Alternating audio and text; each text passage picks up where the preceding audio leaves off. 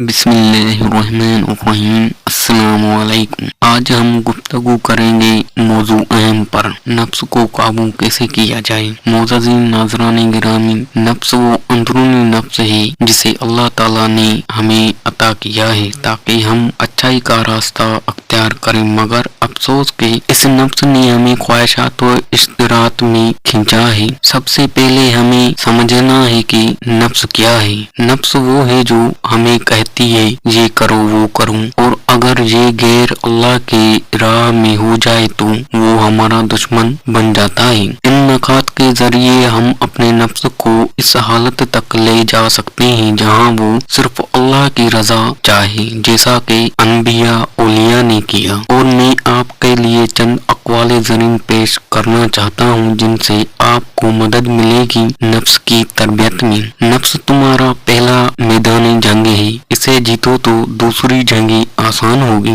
اگر آپ اپنے نفس کو قابو کر لیتے ہو تو اللہ کے ذکر و عبادت میں سکون پاتے ہیں۔ نفس کی تربیت سب سے بڑی حکمت ہے، باقی سب اس کے بعد آتا ہے۔ جو انسان اپنی خواہشات کو نہ پہچانے وہ ہمیشہ غلام رہے گا۔ تزکیہ نفس کا مطلب ہے خواہشات کو اللہ کی راہ میں لگانا، دنیا کی غلامی نہیں۔ نفس کی اغوا سے بچنے کا راستہ نماز، ذکر خدا اور خاموشی ہے۔ نفس کی خواہش تمہیں دھوکہ دے سکتی ہے، عقل اور قلب کی سنو۔ انسان کا عظیم کارنامہ یہ ہے کہ وہ اپنے باطن کو روشنی بنائے۔ اگر نفس تمہیں بتا رہی ہے یہ کرو وہ کرو اور اللہ کی رضا نہیں تو وہ تمہارا دشمن ہے۔ نفس کی ضد میں رہنے والا انسان اپنے آپ سے بے خبر ہوتا ہے۔ جو نفس کو چھلانگ لگانے دیتا ہے وہ اپنے آپ کو گہرے پانی میں چھوڑ دیتا ہے۔ نفس کو راہ خدا کی طرف موڑنا صدقہ، اخلاص اور تقوی کے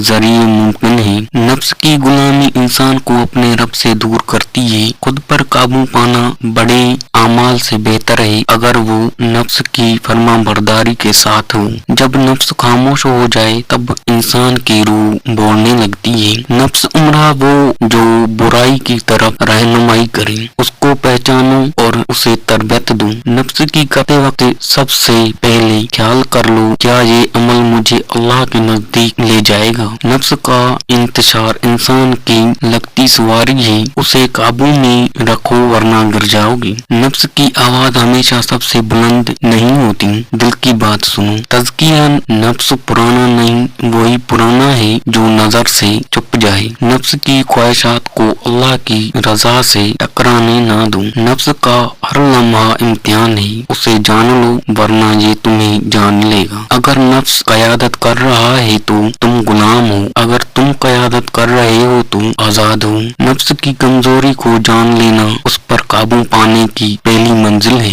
نفس کی ڈور مضبوط رکھو بلکہ خود اسے مضبوط کرو۔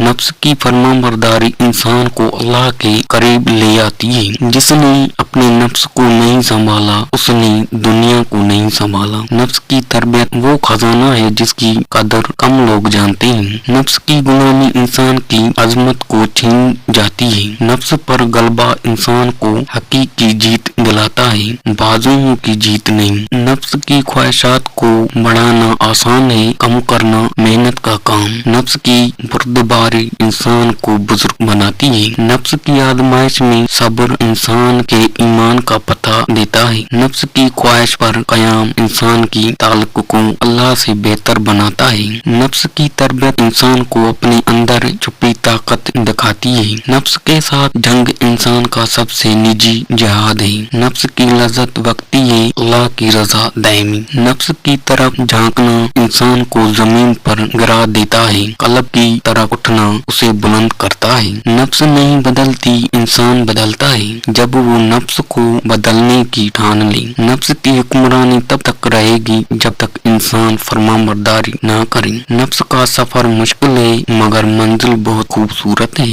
نفس کے ساتھ لڑنا خود کو پہچاننے کا عمل ہے۔ نفس کی ضد پر عمل کرنا انسان کو اندھے راستے پر ڈال دیتا ہے۔ نفس کو اللہ کی راہ دکھاؤ، وہ خدا کی راہ دکھائے گی۔ نفس کے ارادے بدلتے رہتے ہیں، ایمان ثابت رکھو۔ نفس کی آواز کبھی استغفار کی آواز سے بہتر نہیں۔ نفس کی غلامی انسان کو कमजोर बनाती है। खुदकशी से बेहतर है काबू। नफ्स ने चाहा कि वो बादशाह बने, खुदा ने चाहा कि बंदा बने। नफ्स का कंट्रोल इंसान को जन्नत की तरफ ले जाता है, बेकाबू नफ्स जहन्नम की तरफ। नफ्स की तस्खीर इंसान का हकीकी इम्तिहान है और उसमें जीत ही हकीकी फतह है। अल्लाह ताला हमें हमारे नफ्स की इस्लाह और अपनी रजा की तरफ हिदायत दे। आमीन।